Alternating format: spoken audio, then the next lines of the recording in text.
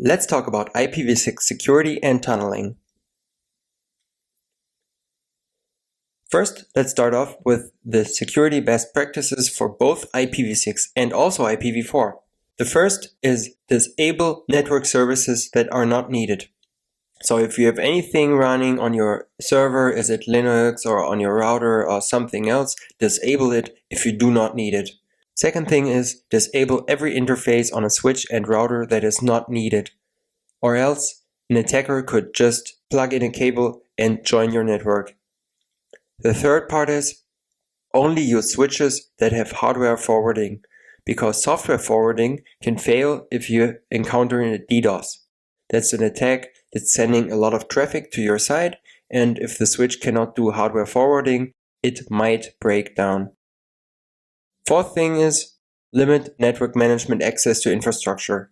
Use access lists, use an admin VLAN or something, and enable SSH on your devices only from these specific networks. Do not enable SSH on your router to the whole internet. The last point is limit network management protocols such as SNMP as much as possible, because using SNMP you can not only read all of the configuration of the device, you can also set most of it. These best practices apply to both IPv4 and IPv6, and you should take care of them if you want to run a secure network. For IPv6 especially, you should just disable router advertisements on links that are not directly connected to client networks. IPsec. IPsec is a security mechanism that is available for IPv4 and IPv6. In IPv4, it has been set up on top of the protocol, and in IPv6, it has been part of the protocol from the beginning. It is now mandatory and is reserved in the header. IPsec VPN is a really common type of VPN that uses IPsec, and this is now possible on all IPv6 capable devices. Also, routing protocols and other things can use authentication based on IPsec. Apart from that, nothing has changed. IPsec is still the same. Firewalls work just like with IPv4, and they have to be planned and engineered. You cannot just set up a firewall and think you're safe. Don't do it, read about it, do a good configuration, and check all of your access lists.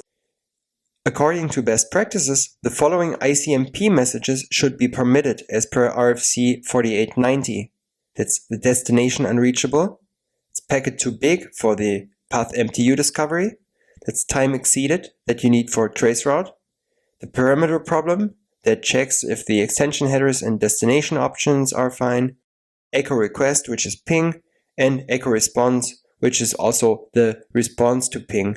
These protocols should be enabled in all networks to allow troubleshooting and the correct work of IPv6.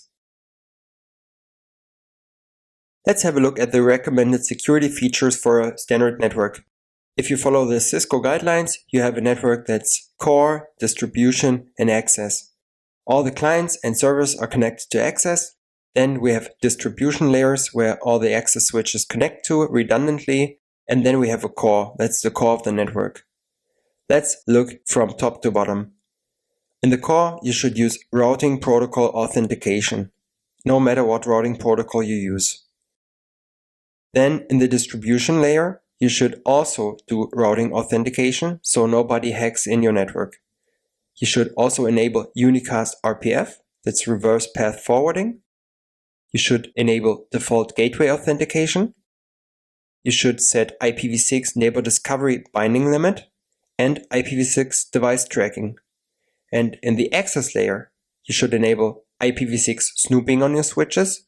You should set neighbor discovery inspection, neighbor discovery binding limit, IPv6 device tracking. You can set router advertisement guard, DHCPv6 guard, the send, this is secure neighbor discovery, and CGA, which is cryptographically generated addresses. This is part of the security extensions. And you should set IPv6 port-based ACLs. You should enable traffic storm control, port security, and private VLANs, just like with IPv4.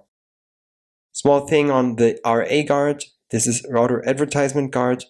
You can set this on ports that are not directly connected to routers. So on ports where you don't expect router advertisements.